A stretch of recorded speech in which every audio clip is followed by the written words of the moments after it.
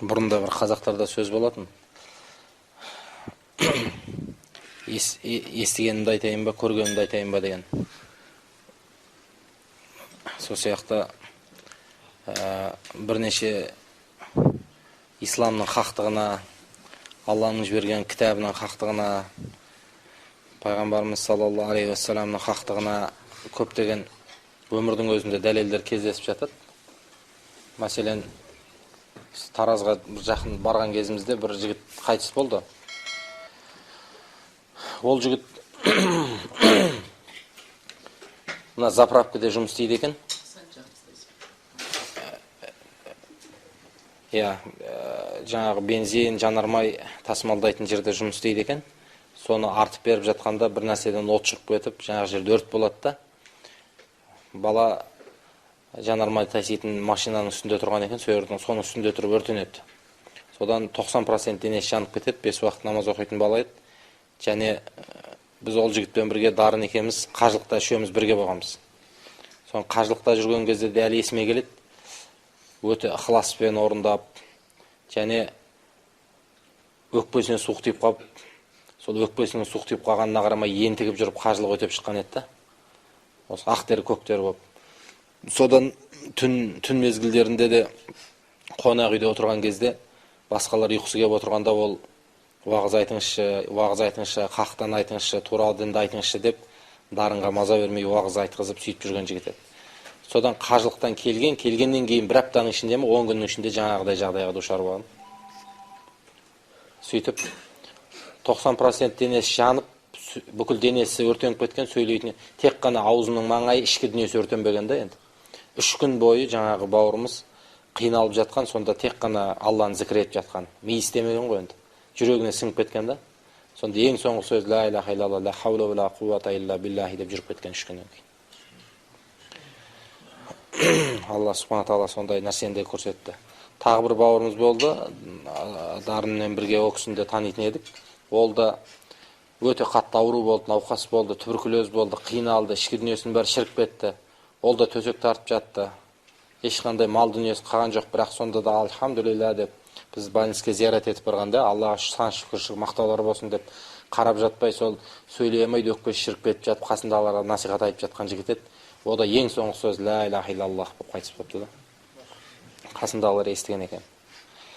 Сондықтан Алла субхана тағала көрсетіп тұр екен, кім қалай өмір сүрсе солай өлетіндігін, Құранда Алла тағала айтып тұр екен, кім қандай сипатпен өмір сүрсе Алланың алдында солай тірілетінін айланып келгенде, біз кім қаншалықты Аллахты таниды, кім қаншалықты Алланың айтқанына бағынады, Алланың тыйым салған нәрселерінен тыйылып, кім айтқанын, әмірін жақсырақ орындайды. Сол мына өмірдің өзінің бір негізгі омыртқасы, негізгі тұтқасы соған кеп тіреледі екен. Сондықтан бағанан бері естіп жатқан өлеңдеріміз болсын, соны тыңдап отқан бауырларымыздың ықыласы болсын, барлығы сол біздің Аллахқа деген иманымызды күшейтсе, Аллахтың алдындағы әмір бұйрықтарын, ғибадат тыйымдарын орындауға деген Алла күш қуат табуымызға көмектессе, бәріміз бір пайдалы нәрсе істеген болып есептелінеміз, иншалла. Сосын қазір көп адамдар өз туысқандарыңыздың ішінде де бар шығар, бауырлардың ішінде де бар болуы мүмкін. Мысалға, арақ шарапсыз той өткізейін десе қиналады да. Себебі неге десең, біреу менің араласатын достарым крутой еді дейді. Болмаса бай едік, талай адамның арағын ішкенек, енді ыңғайсыз болады дейтіндер бар мысалға. Басқа себептермен не қылады. Соған кейде айтып жүрсеңіздер болады, мысалы, мынандайдың істің де куәсі болдым да мен. Алматыда осы біздің елбасымыз, енді Қазақстандағы ең абыройлы, ең беделді, ең халық сыйлайтын адам деп есептейтін болса, ол біздің президентіміз Нұрсұлтан Әбішұлы ағамыз десек, сол кісі өзінің жаңағы інісінің баласының тойын, Қайраттың інісінің Самат деген інісі бар еді, сол тойды Анкара қонақ үйінде өткізетін болды. Сол тойдың мәдени, сөз сөйлеу, тамада деген сияқты жағын Бекболат аға екеуміз ұйымдастыратын болдық. Сонымен той болатын болды, той ұйымдастырылатын кезде Қайрат айтты, арақсыз өткізсем ба деймін, бірақ мына министрлер бәрі келейін деп жатыр. Тойға елбасының өзі бастан аяқ отырам деді. Одан кейін мына Қытайдың о кезде мына Хузентауы сол келетін болып жатыр. Сол кісінің өзін тойға ертіп келем деді. елбасы. Сондықтан ыңғайсыз болар ма екен деді да. Соны ол кісіге айттық. Алла тағала егер Аллах үшін адамдар жек көрсе де бір істі істесеңіз, Алла субхана тағала сізді жақсы көрсетіп қояды. Адамдар жақсы көрсе де, Алла жек көрген істі істесеңіз, Алла субхана тағала бәрібір сізді жақсы көрсетпейді ол адамдарға. Осы хадиске амал жасаңыз деп насихат берілді. Сонымен Қайрекең тырысты, елбасына айтқан екен, елбасы айтыпты, енді Алланың қалауы, өзім жауап берем, келген қонақтарға арақсыз жасай бер деді. Сонымен дастархан бәрі халалдан болды, қымыз шұбат болды, сок болды. Жаңағы Қытайдың бір империяның басшысы болған Хузунтау отырды төрде. Елбасы келді, бүкіл министрлер менен, миллионерлер менен, миллиардерлер келді, шетелден де көп адамдар келді. Сондай үлкен дүрлеген той өтті. Бірақ бірде бір адам шарап сұрамады, бірде бір адам арақ сұрамады. Ана кісі айтқан екен, сіздерді шарап ішпейсіздер ме дегенде, біз бұндай үйлену тойларымызды өзіміздің ата салтымызбен өткіземіз. Ондай ата салтымыз бойынша бізде арақ ішпеген, шарап ішпеген, біз қымызбен, шұбатпен өткізетін болған деп жауап берген екен да. Сондықтан адамдар кейде қиналады да, арақ шарапсыз той өткізетін болса, қалай болады деген сияқты. Соған Қазақстанның өзінде де дәлел жетіп жатыр да. Енді ешкім мен Назарбаевтан артық едім деп айтамайтын шығар мысалға. Жағдай жөнінен болсын, кез келген нәрседе. Ал ол кісілердің өзі сондай тәуекелге барып атқан кезде, біздердің әке-шешелеріміз, туған-туысқандарымызға да насихат қылып айтсақ болады екен да, иншалла. Өзім көзіммен куәгер болдым. Сосын мынау ең бастысы енді адамдардың таухидты түсінуі, Алланың барлығын бірлігін түсінуі болатын болса, ең бірінші қазір халыққа жеткізетін нәрсеміз сол таухид болатын болса, Аллаға шүкір, Алла хидаят берсе, адамдар ықыластанып жеткізетін болса, көп адамдар түсінеді екен. Әсіресе bu жаққа да келді ғой, енді біздің Тараз, Шымкент жақтарда әрбір ауылда 4-5 әулиеден бар ғой енді. Соны жаңағы әрбір отделениенің әулиесі бар деген сияқты, әрбір өзің. Мысалы Сайрам деген жерге барсаңыз, Сайрам дегенде Сайрам ауылы бар, сол Сайрам ауылында әрбір огородта бір әулие бар да, мынандай 10 сотық жерде әулие жасап қойған. Әулие болғанда енді расында бұрыннан келатқан қабірлер бар. Сол қабірді соның огородында жатыр да. Сіз ол әулиеге зиярат ету үшін оның огородына кіресіз. Яғни ол жерге түскен табыстан белгілі мөлшерде сол үйдің егелеріне де қалады да. Жаңа тарихи мұражайдан неден. Енді былайша айтқан кезде өте қатты психологияда өмір сүріп жатқан жерлер бар да. Ол жерде бүкіл өмірінің мәні мен бақытын, бүкіл жақсылығын сол әулиеден, сол жерде жатқан қабірдегі адамдардан деп ұрпақ өсіп келе жатқан адамдар бар да.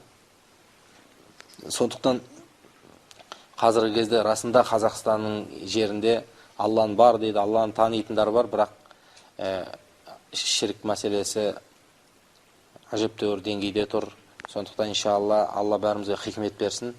Көптеген бауырларымыз тура жолға келіп жатыр. Көптеген аға аталарымыз тура жол келіп жатыр. Соған байланысты мен бір сөзімді айтайын деп отырмын. Ол мына кім деген кісі болды. Назарбеков деген, қазір аты кім еді? Жоқ, ана Шымкенттегі Назарбеков. Шымкентте облыстық атқару комитетін басқарған Назарбеков деген абыройлы кісі болды да. Назарбеков деген кісі баяғыдан Тышановтардың кезін келді. Сол Назарбеков деген кісі болды, өздеріңіз білесіздер, енді оңтүстікте кішкене былай авторитетке, абыройға қатты қарайды да негізінде. Сол кезде сол Назарбековтың былай не аты, жанама аты Құлын Шайнар еді да. Құлын Шайнар деген ел халық ат қойған да оған. Себебі о кісі ДТ еді да. Ал Шымкентте ДТ мен қыты көп тұрады ғой. ДТ деген дулаттарда, қыты деген қоңыраттар. Сонымен мына қыты мен ДТ бір-біріменен билікке таласады да көбінше. Қазір өзі біраз жыл болып қалды, ДТ-лар отыр қазір. Шүкеев ДТ, оның алдында ДТ болып, оның алдында қыты отырған. Сол мына Асанбай Асқаров деген кісі ДТ болған енді. Сол кісінің кезінде осы Назарбековтер үлкен басқарғанда мына кадр мәселесін шешіп отырады екен да. Сонымен біраз қоңырат ағайындарға тізесі батып кетеді екен да. Жас кадрлар еркіне көнбей баратса, құлын көзінен шайнап тастайды екен да. Бас көтермейтін қыпшы. Сон құлын көзінен шайнап тастағаннан кейін Оның аты Құлыншайнар болған. Бүкіл елдің бәрі біледі. Енді сол Құлыншайнар көкемізбен талай дастархандасып болдық. Үлкен тойларда ол кісісіз той басталмайтын. Сол Құлыншайнар ағамыз бір күні енді пенсияға шыққан, қайраты қайтқан, шал болған, осы жақын жылдары.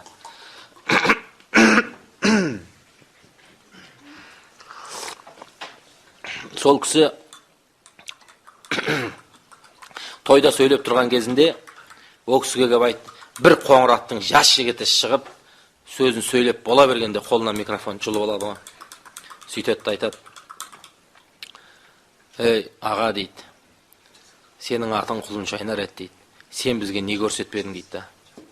"Сенің баған не көрсетпедің, сен бүкіл қоңыраттың жігіттерін бәрін өсірмей тастадың ғой," деп. Быт жетін шығарады ғой енді елдің көзінше. Әбден абыройын шашып, бетін айғыздап тастайды. Сонымен ана ағамыз саспайды, бір уақытта микрофонды алады, сөйтеді де былай деп айтады. Енді ол сөзді ол кісі айтады деп ешкім де ойлаған жоқ та негізінде. "Ей шырағым," дейді, "айтып атқан нәрсенің бәрі рас," дейді. "Егер пендешілік қылған болсам кешіріңдер. Бірақ біз не білдік," дейді. "Біз ненің мәнін білдік, ненің дұрыс, ненің бұрыс екенін қайдан білейік," дейді. "Саған бір әңгіме айтайын," деп тойдың үстінде мынандай сөз айтады. "Жақында қартайдық. Енді ана дүниенің есігін қағып тұрмыз, қажылыққа барып қайтайын деп, бісміллә деп қажылыққа бардым," дейді. Содан қажылыққа барып, біраз шараны өтегеннен кейін Мәдина қаласына бардық. Мәдина қаласына барғаннан кейін өзіміздегідей Әзірет Сұлтанның өзімізде болса, енді білесіздер ғой, Түркістанда жаңа Қожа Ахмет Яссауи Әзірет Сұлтан дейді ғой. Әзірет Сұлтанның жатқан жеріне кіргізбейді да ешкімді. Берге общий залына кіргізеді да, ал оның көрханасына особый адамдарды кіргізеді да ашып. Сол сияқты енді пайғамбарымыздың басына барғаннан кейін ауылда Әзірет Сұлтанның есігіне төріне кіріп жүрген адам бір пайғамбарымызға да бір зиярат етіп, сипалап, сыйынып біраз нәрсе істеп тастайын деп ойладым дейді. Енді күнде келіп атқан жоқпын деп. Сөйтіп пайғамбарымыз саллаллаху алейхи вассаламның басына келіп, ұмтылып, ана сетканың арасынан қолымды тыға бергенім сол еді дейді. Екі солдат келді, лақтырып жіберді дейді. Бұнысы не істедім де қайта ұмтылдым дейді. Қайта ұмтылып едім дейді, кәдім қаттырақ итерді дейді. Үшінші рет уже дауыс шығарып, айғайлап, ызаланған ғой енді, өмірінде бетіне адам келіп көрмеген адам. Сол кезде желкесінен сүйреп апарып, ана жаққа барып тастаған ғой. Содан ойпырмай бұл айғай шығардым дейді. Шу шығарып, бастықтарын қайда деп, қасымдағы адамдармен, апарған фирманың адамдарымен шу шығарып, сөйткенде Құдай жарылқап, жаңағы Мәдинаның Харам мешітінің имамының алдынан бірақ шығады. Хузейфи екен, бір үлкен белгілі имамның алдын алып кіреді. Мынау бір кешегі атеизм жайлаған елден келген үлкен бір мемлекет басқарған қоғам қайраткер екен деп, соның алдын алып кіреді. Сөрге келіп, анау айтады: "Әй," дейді, "мен сонша жерден келдім, 70 жыл атеист болдық. Енді келіп пайғамбарға сыйынайын, пайғамбардың қабірін сүйейін, бір тәуетіп маңдайымды тигізейін десем, мыналарың рұқсат бермей, мені солдаттар қуып жатыр. Бұл не сұмдық," дейді. Сонда жаңа имам күліп отырып айтады: "Я аға," дейді, "әлемдерді жаратқан, жоқтан бар қылған, ырысқы беріп атқан, біз ертең алдына қайтып баратын, барлық ісімізді көруші, білуші болған ол Аллах," дейді. "Сондықтан да біз жалынуға, жалбарынуға, сыйынуға тұрарлық, ол тек қана құдіреті күшті Аллах. Аллахқа сыйынамыз, Аллахтан жәрдем сұраймыз, Аллахтан басқа нәрсеге мұқтаждығымыз жоқ. Сондықтан Аллахтыға сыйынып атқан кезде, Алладан жәрдем сұрап атқан кезде, пайғамбардың өзіне де сыйынбаймыз. Пайғамбар тек қана Алланың әмірін адамдарға жеткізуші ғана," деп айтты дейді. Содан көңіліме қона кетті дейді жаңағы жерде. Апырай, пайғамбарға да сыйынуға болмайды екен ғой. Болмайды. Аллаға ғана сыйына дегенбіз. Аллаға ғана сыйынамыз. Онда біздің Қожа Ахметке сыйынып, Арыстанбапқа түнеп жатқанымыз не тірлік деп Алла хидаят берген ғой қажылықта. Сөйтіп дейді шырақ, тойда айтып жатыр бұны. Сөйтіп шырақтарым, біз Аллаға серік қосуға болмайтын ең үлкен күнәні білмеген екенбіз. Алланың елшісі болған пайғамбарға да сыйынуға болмаған білмеген адам болған екенбіз. Ал сен келіп маған тізең батты дейсің шырағым. Біз не білдік деген екенді жаңа кісі. Сонда Алла хидаят берсе өмірінің соңында неке әділдік үшін мүмкін бір жүрегінде әділдігі болды ма, әлгі кісі сол хидаятқа лайық болды. Алла субхана тағала таухидты түсінуін нәсіп етті да кісіге. Сол сияқты шынында халыққа қазір жеткізетін кез, қазір ешкім өкпелеуге болмайды. Біреуге мынауын қалай деуге болмайды да, себебі біз дін үзіліп қалды, өте надандық сіңіп қалды, жахилдік көп адамдарға сіңіп қалды. Өзімізде сол көп жахилдер менен надандардың ұрпақтары, балалары болып өстік. Харам сіңіп кетті көп адамдардың сүйегіне дейін. Сондықтан адамдарға тура жол жеткізіп қалуға, таухидты жеткізіп қалуға Алла Субхана тағала бәріңізге хикмет берсін. Алла тағала бәріміздің ілімімізді арттырып, тақуалығымызды күшейтсін. Күнәларымызды кешіріп, бұл дүние ақыретте толық бақытқа жеткен пенделерден болуымызды нәсіп етсін.